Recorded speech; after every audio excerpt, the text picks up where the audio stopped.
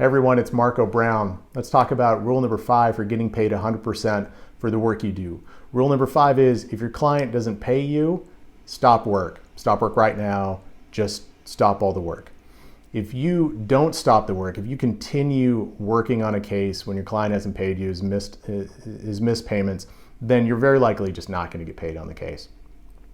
A lot of attorneys do this. They continue working, that is, out of fear. They fear that if they don't continue working, their client's not going to pay. Well, that's just chasing money. That's rule number 3. We don't chase money. The correct way to think about this is I'm going to stop work and I'm going to communicate that to my client and they're going to pay me.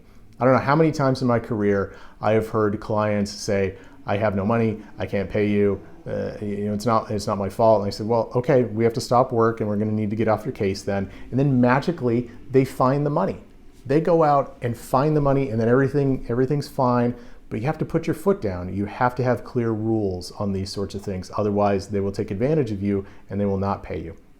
And you have to create a system for this to work. And this system has to have clear triggers in it. So this is the way we do it. You can structure this however you want, but this is how we do it in our law firm.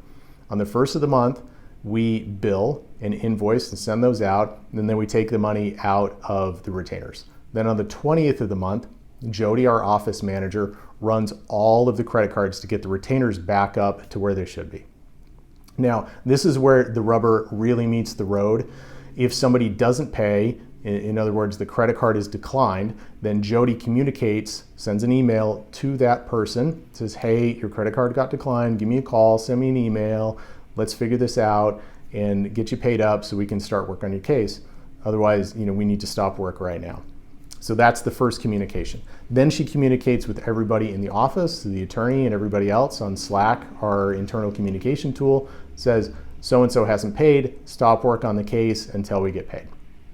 So that's how we do it, and we have those clear triggers in order to make that happen. Now, when you create this system, here's a really good piece of advice. When you create this system, an attorney cannot be in charge of this system.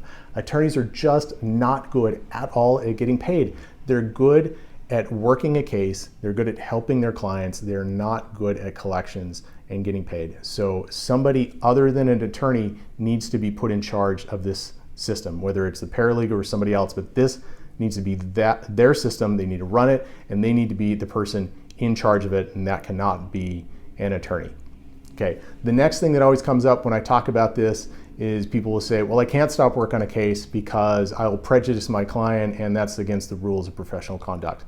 Well, no, not really. So what we've noticed is about 50% of the time when a credit card gets declined, it's because the client hasn't given us the number to the new credit card, or the old credit card's expired and they're getting a new one. Just, they haven't got us the information. So about 50% of the time, you're going to take care of it that day. And the majority of the time, they will pay within probably 24 to 72 hours of a payment getting declined. So you're really looking at 1 to 3 days before you re-up the retainer, and that's really not going to prejudice anybody. Okay. There are those situations though where you have payment that's supposed to be made on a Monday and it's not made, and then you have a hearing on a Tuesday, and in those situations you're going to have to go to the hearing. There's no doubt about it, because that would prejudice your client. So you're going to have to go. But the way you deal with that sort of situation is you planned well enough in advance and you have a high enough retainer that you can cover that sort of thing. So if you don't have a retainer that covers that sort of contingency, then you have a retainer problem. And you need to go back to Rule 4 and figure out what your retainer should be set at. If it needs to be increased, then you need to increase it. Now, a lot of people don't want to do that because I talk to them and they say, well, I can't sell a retainer that's more expensive than the one I have right now. I think you're probably selling yourself short. I think you probably can sell that retainer. But if you can't, then what you have is a sales and closing problem. Okay, you need to get better at sales and you need to get better at closing and communicate the value that you as an attorney have and that you're giving your clients in order for them to accept a higher retainer and to pay a higher retainer. So if you need help with that aspect of things, with sales and closing, give me a call. happy to help with that, happy to point you in the right direction. I'm not very good at those things. You know, we all went to law school, none of us learned these things. I'm not very good at it. I've had to spend hundreds and hundreds and probably thousands of hours over my career figuring out how to sell and how to close. So if you need help with that, there are books, there are programs that I can point you in the right direction for that. So again, really, this is about stopping work, having clear systems with clear rules and clear triggers, okay?